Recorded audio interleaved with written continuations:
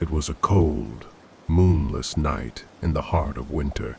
I had been driving for hours, making my way through desolate back roads to visit a friend in a remote town. The GPS had led me astray, and I found myself on a narrow, winding path surrounded by dense woods.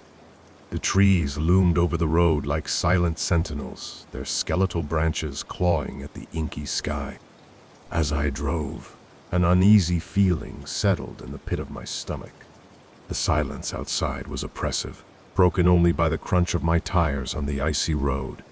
The headlights of my car cut through the darkness, revealing glimpses of the desolate landscape that seemed to stretch on forever. Suddenly, my headlights illuminated a figure standing in the middle of the road ahead. A chill ran down my spine as I slowed to a stop. The figure was a woman, her disheveled hair hanging in front of her face, obscuring her features. She wore a tattered white dress that billowed in the icy wind. Feeling a mixture of concern and fear, I cracked my window just enough to hear her weak voice. She claimed her car had broken down, and she needed a ride to the nearest town. Despite the gnawing feeling in my gut, I hesitated, then reluctantly agreed to give her a lift. As she got into the car, a pungent odor filled the air, something between damp earth and decay. I forced a nervous smile and tried to make small talk, but she remained silent, staring blankly out the window.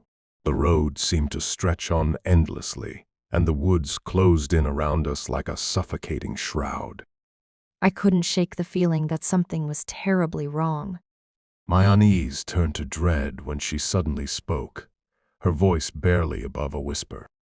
She recounted details about my life, things no stranger should know. Panic set in as I realized I had picked up no ordinary hitchhiker.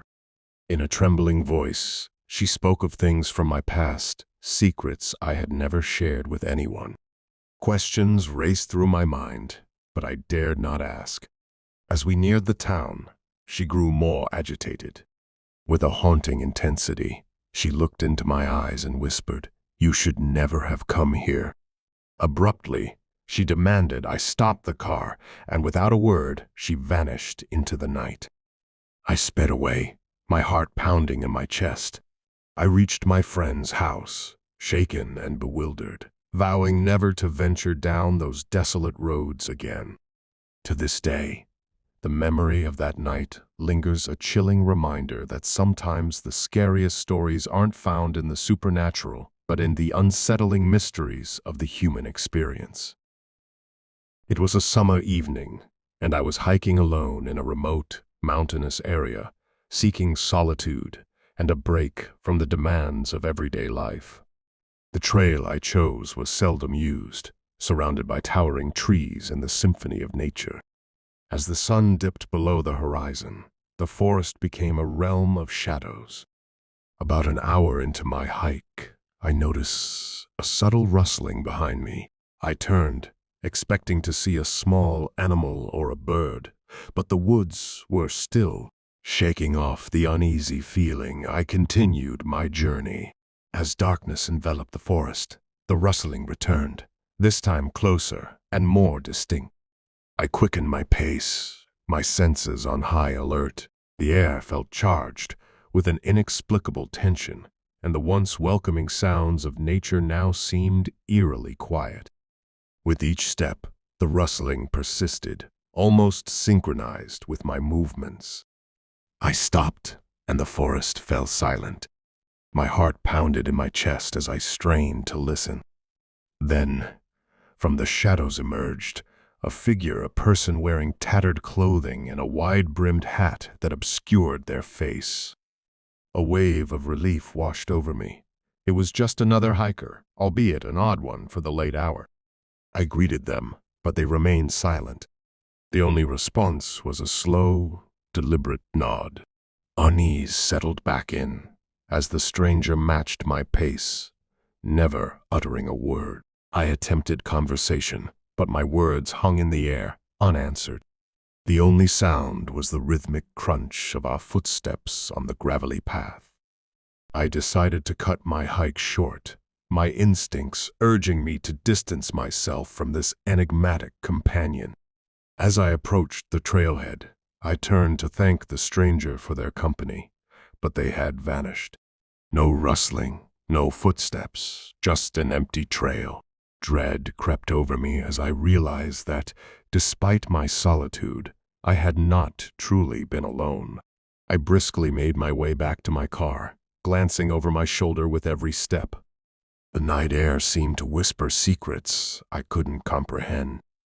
A few days later, I stumbled upon a local news article. The headline sent shivers down my spine. Hiker discovers abandoned campsite linked to unsolved disappearances. The accompanying photo froze my blood. It was the same figure I'd encountered on the trail. Questions plagued my mind. Who was the silent companion, and what was their connection to the mysterious disappearances? The trails that once seemed like an escape now held an unsettling secret, leaving me haunted by the chilling encounter in the depths of the forest. Late one night, I found myself stranded on a deserted stretch of highway in the middle of nowhere. My car had sputtered to a stop, the engine giving its last desperate cough before falling silent. The only company was the eerie glow of my hazard lights and the distant hum of the wind through the empty fields. I checked my phone. Predictably, there was no signal. With a resigned sigh, I decided to start walking. As I trudged along the desolate road, the darkness seemed to press in from all sides, amplifying the solitude. After what felt like an eternity, I saw the faint glow of a solitary farmhouse in the distance. Relief washed over me as I quickened my pace. The creaky gate swung open as if inviting me in. The old house loomed in the darkness, its windows like vacant eyes staring into the night. Summoning my courage, I knocked on the door. A shiver ran down my spine as I heard slow, deliberate footsteps approaching. The door creaked open, revealing a hunched figure with wild, unkempt hair and sunken eyes that seemed to pierce through the shadows. With a gravelly voice, the figure introduced themselves as the owner of the farmhouse. They welcomed me inside, their demeanor unsettling but not overtly threatening. The living room was dimly lit by a flickering lamp, casting long shadows that danced on the peeling wallpaper. I hesitated, but accepted their offer of a cup of tea. As we sat in the dim silence, the stranger began to speak in hushed tones. They recounted tales of the desolate highway, of travelers who had met untimely fates on its unforgiving curves. Each story seemed more haunting than the last, and I began to feel a growing sense of dread. Midway through a particularly chilling tale, the stranger's eyes gleamed with an unsettling intensity. They leaned in and whispered, "You were meant to find this place." They all were. The air in the room grew heavy with an unspoken threat. Fear gripped me as I realized I was not in the presence of a helpful stranger, but someone with a sinister agenda. With a surge of adrenaline, I made a hasty excuse and fled into the night, leaving the farmhouse and its ominous stories behind.